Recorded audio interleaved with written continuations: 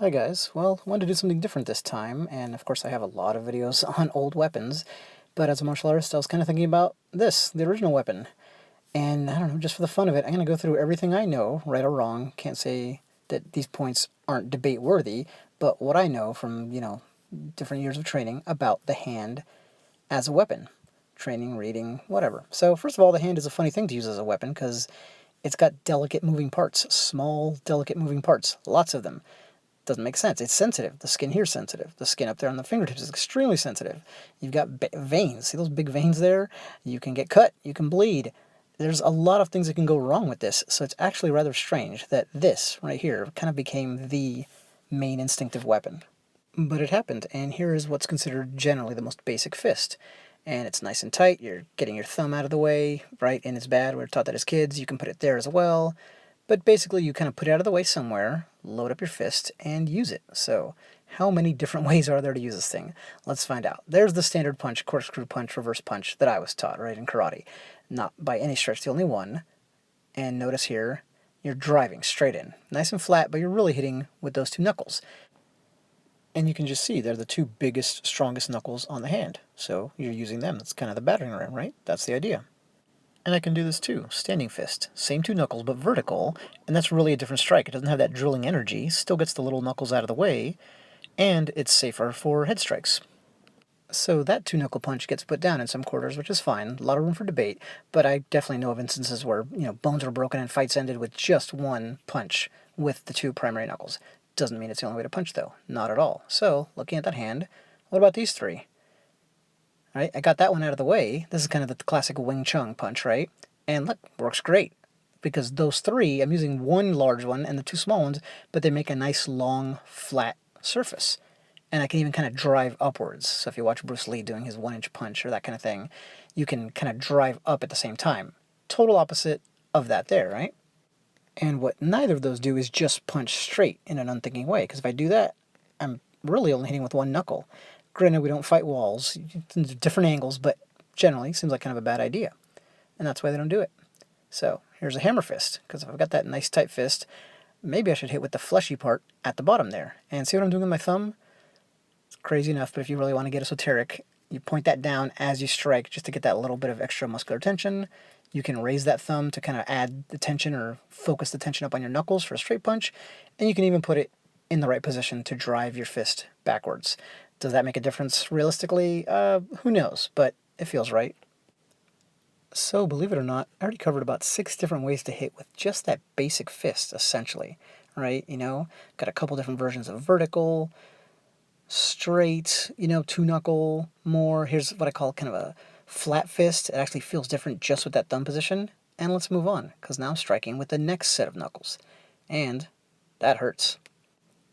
So this is a more advanced fist because you're opening up, but all these fingers reinforce each other. See, it's great. They kind of lead up towards the quote-unquote center, and you can strike things. I'm hitting the wall there, but you've got to be more careful. These are smaller bones. Your fingers are extended somewhat. If you're not ready for this, you're only going to hurt yourself. My thumb's kind of tucked out of the way. It's lending some support in a way, and it's a great fist, especially if you're punching into anything fleshy. That's great. If you train enough for it, then you can even hit, hard bone with it. And now we'll extend even further to the infamous finger strike. Well, if I just strike straight, it's going to be a terrible idea. See that connection? Kind of like stubbing your toe. Not what I'd recommend. So at least the way I was taught is just cup your hand a little bit. Not too much. You don't have to overdo it. And now I can hit nice and hard. And the fingers kind of spread out. And you don't stick them together to reinforce. You just kind of push that coin in there a little bit and strike. And believe it or not, at least the way I was taught, and I kind of agree, feels better that way. So, moving on, there's more ways to hit. How about just one tiny little bony surface? There you go, called a demon fist sometimes. I'm going to stick to really generic names because different styles have different names and there's different languages. But see the way that fits together? This is one of my favorites. It fits perfectly, and you're hitting with just one small bone. This feels great, and it's going to hurt, obviously. I'll catch up to the video in a sec here because I'm going to show a different kind of the middle finger extended knuckle punch. And those two pieces fit together, but to me, not as well, but that's okay. But real quick, I want to say, I was talking to a guy one time in a bar, I forget what style he took, and he was telling me that, these extended knuckle punches just don't work. like that one there. And that one in particular, I was showing it. This is my favorite. And he went to do his, sensei or shifu's demo about why these don't work. So he hammered really, really hard on my extended knuckle there. And the idea is that it collapses and proves to people that it doesn't work. And, mine didn't, of course. So it was pretty funny. He could still probably beat me up in a fight. It was just humorous. So we've covered the biggest knuckles, the next set, the fingertips, right? We've got all these different fists. Just going, fingertips. But we're not done because people have been really inventive. And we've got the thumb. And we haven't messed with it yet. So, again, a tiny little point. Well, how would you hit with that? At least some ways taught like that. You're not going to stick it out like that. That would hurt. You just have it pushing up against your fist. So there's no room for it to wiggle around. And little tip I was taught was to twist your fingers like that and just lead them into that strike. Here's kind of a white crane hand position. And your thumb, which is tucked there to generally be out of the way, can actually be used. And it's a small point, and you jab into something fleshy in the right way, and it's going to hurt. All right, just that tiny little thumb. So, how else could you use it? Well, you wouldn't do that. That's a horrible idea, right?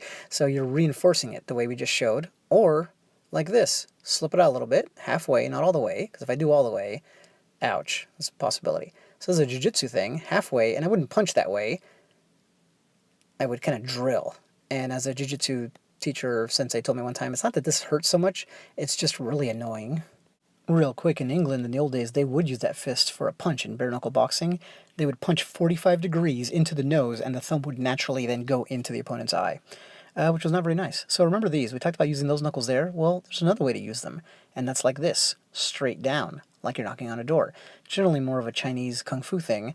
I think this one's really underrated. See, you don't want to do that because that's flat. There you go. You get that real diggy kind of impact. And I wouldn't swing a haymaker with this. I don't think that'd be a good idea. But you form that thin line of bone, and they actually line up pretty well. So as opposed to this, right? Well, do a little bit of revision, sorry. So several different ways we're hitting. There's that twist. Again, maybe one of the less thought of versions is that little thumb. Remember Hoist Gracie doing that in UFC at one point. Some different extended knuckle fists. And then the one I was just talking about. So not like that. And just knocking on a door. So I wouldn't recommend a haymaker, but just try it on yourself and imagine in really close quarters just wailing away on a vulnerable spot, a bony vulnerable spot, and it wouldn't feel good. So pretty amazing. Again, we're just talking about the hand and just many, many different ways recommended to hit with, and we haven't covered them all yet. Actually, we won't even come close to covering them all, just the ones I'm mostly familiar with. So how about that? Back to the biggest knuckles, what if you're knocking on a door that way? That's a big deal in like Goju-Ryu, which is what I have one of my black belts in, and you strike like that. Totally different thing. You see that quickness? It's like snapping a towel, but then you're hitting them with those bones. It's kind of like a mace, There you go. And that's what I like about it. You can strike with a very short amount of space to work with. So there's that kind of thing. And I left one finger strike off, which was the one finger strike. I'm not going to leave that floating around. I'm going to staircase all the other fingers to reinforce it. And you've got that. You really have to be well trained to, strike like that with full power. I can use the thumb there from that same formation. But there's one more. Forgot to throw it in. So let's keep touring the hand. There's this bone here, right? A lot of you know this is the high toe strike. And it just naturally protrudes out. So it makes a good weapon. Goes to the temple, the neck, that kind of thing. You can tuck your fingers in. And a lot of people will swear by that, and it does hurt, and it protects your hand, I think, pretty well, while giving you a reduced striking surface. Kind of the opposite is the hammer fist, right? So you got this nice fleshy part we talked about before. Here's a mistake. You'll see that in karate when people are breaking boards and bricks for the first time. You can really hurt yourself there. You want to hit with that meaty pad. It's great. And if I opened my fingers when I did that, then we'd be talking about a chop, so a different strike. Back to the hammer fist, here's a different one, a little bit more rare. It's striking with that line of bone there. This is more of a kung fu thing in some of those styles. And you're getting the meat out of the way there, so that's interesting. Just a different approach. And so what else? Well, there's kind of the classic back fist, like this, meaning, just with those two knuckles. So you're taught that in a lot of martial arts, and it's used in sparring a lot. You're wearing those big padded gloves, and you swing around that way, so it's a nice curving strike. A little less common is this one. So here's a big hook. So here's a big hook kind of Western style, and I'm just hitting with really the entire fist if I do that, which is fine. But here's the idea. You twist it around and try to hit back with just those two knuckles. And speaking of back, here's the back of the hand. Might not seem like the greatest idea, all those little moving parts and veins and everything, but there are techniques for that, and the one idea is that I think it's kind of shocking when you just get slapped really hard. So what other tiny weapons are there in the hand? Well, this one here, that tiny little bone right there. And you see how the whole hand formation kind of moves towards just snapping with that? So you'll get that as a block, not really as a strike, but as a block, and then its opposite, the whip block, with that wrist there. Boy, in my style, we trained with that a lot. It hurts like heck when somebody does it to you right. I've had my leg completely paralyzed by somebody doing that, but it can, won't lie, hurt you too. So it's an esoteric martial arts thing, but I like it. And finally, we get to the palm heel, which has many schools and old kind of street fighters and whatever, all kinds of people will tell you is the most sensible way to hit. And it makes sense. Getting all the bones out of the way. You know, if you fall down, what's your instinct? You use your palm heels to stop yourself. So that really says a lot about how well designed it is. So one mistake is to hit just truly flat, because then you're hitting with the thumb. So you actually twist a little bit to get that out of the way.